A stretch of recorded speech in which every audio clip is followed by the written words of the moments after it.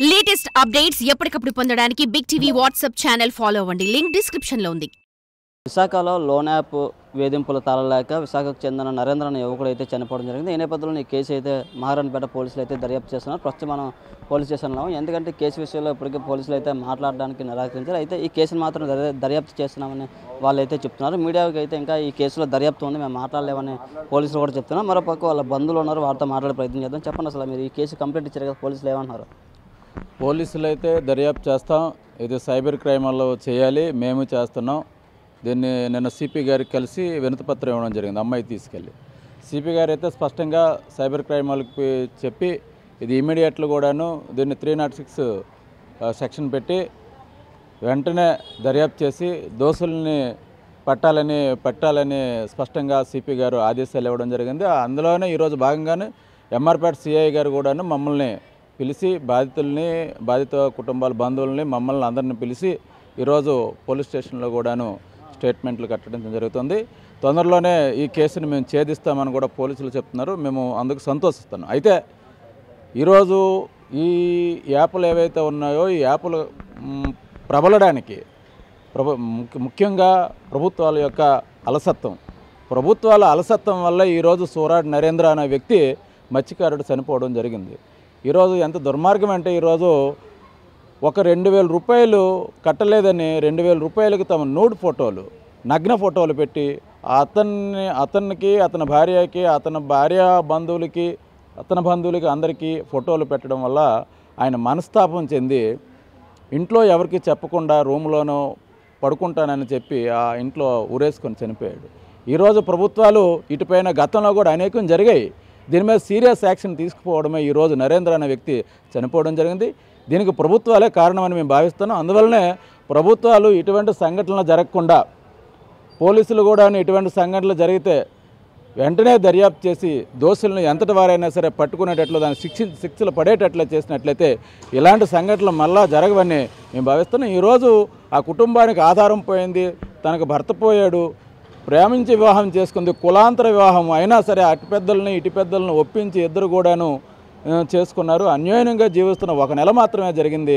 వాళ్ళ జీవితాల్లోనూ ఎటువంటి సుఖం లేకుండా మరణించడం అత్యంత బాధాకరం. ఈరోజు ప్రభుత్వాలు అమ్మాయికి న్యాయం చేయాలి, అమ్మాయికి నష్టపరిహారం ఇవ్వాలి, ఆ కుటుంబాన్ని ఆదుకోవాలి, అమ్మాయికి ఉద్యోగం ఇచ్చి ఆ కుటుంబాన్ని ఆదుకునేటట్లు కూటమి ప్రభుత్వం చేయాలని ఈ సందర్భంగా మేము విజ్ఞప్తి చేస్తున్నాం. చెప్పండి, నరేంద్ర మీకు ఏమవుతుంది? నరేంద్ర మా అన్నయ్య కొడుకండి. ఇలాంటి యాప్ల ద్వారా చాలా ప్రమాదం అండి. ఎందుకంటే చదువు సంధ్య లేని కుర్రోళ్ళని చూసుకొని ఇలాంటి యాప్లు అడ్వర్టైజ్మెంట్లు ఇచ్చి సెల్కి మెసేజ్లు వచ్చి ఇవన్నీ చేయడం వల్ల చాలా ఇబ్బంది పడుతున్నారు సార్.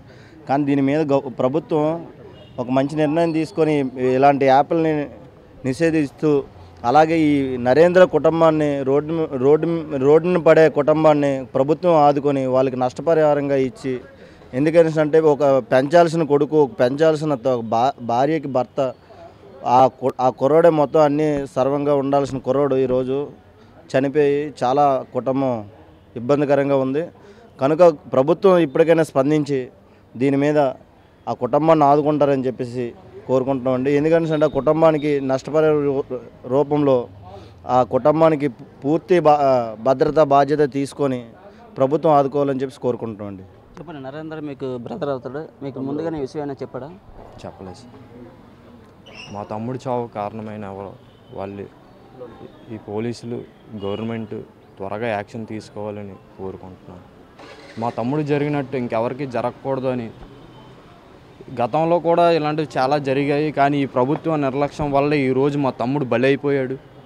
కావున ఇప్పటికైనా తెలుసుకొని ఈ ప్రభుత్వం, పోలీసులు మా తమ్ముడికి జరిగినట్టు ఇంకెవరికి జరగకూడదని ఈ ప్రభుత్వాన్ని నేను కోరుకుంటున్నాను. అంటే ఇలా అప్పు చేశానని విషయం మీకు చెప్పాడా? ఫొటోస్ వచ్చే వరకు మాకు తెలియదండి. ఫొటోస్ వచ్చాక ఇలా తీసుకున్నాడని తెలిసింది. చూడవచ్చు, పూర్తిగా చెప్పడానికి కూడా వీళ్ళకైతే వచ్చే పరిస్థితి లేదు. ఎందుకంటే పెళ్ళి ఒక 4 రోజులు కూడా కాలేదు, పూర్తిగా ఇలాంటి ఘటన జరగడం దురదృష్టకరం అని వీళ్ళైతే చెప్తున్న పరిస్థితి అయితే. ఏదైనప్పుడు కూడా ఇలా లోన్ యాప్లు ఇచ్చే పూర్తిగా ప్రభుత్వ యంత్రాంగం చర్యలు తీసుకోవాలని పెద్ద ఎత్తున డిమాండ్ చేస్తున్నారు. ఎందుకంటే పూర్తిగా యువకులని మోసం చేసే విధంగా ఈ లోన్ యాప్లు ఉన్నాయంటూ వీళ్ళైతే పెద్ద ఎత్తున అయితే ఆందోళనకరంగా వ్యక్తం చేస్తున్న పరిస్థితి. అయితే ఈ కేసు విషయంలో పోలీసులు ఇప్పటికే కేసును అయితే దర్యాప్తు చేస్తున్నారు. ఎందుకంటే ఎవరైతే లోన్ కట్టాలని వేధించారో ఆ ఫోటోలు అవన్నీ మార్పింగ్ చేస్తూ వీళ్ళు ఫ్రెండ్స్కి కానీ బంధువులు కానీ ఇచ్చారో ఆ నెంబర్లపై పూర్తి స్థాయిలో దర్యాప్తు చేస్తున్న పరిస్థితి ఉంది. Camera person Arun Naidu, big TV Visakha నుంచి. For more videos like this, subscribe Big TV channel.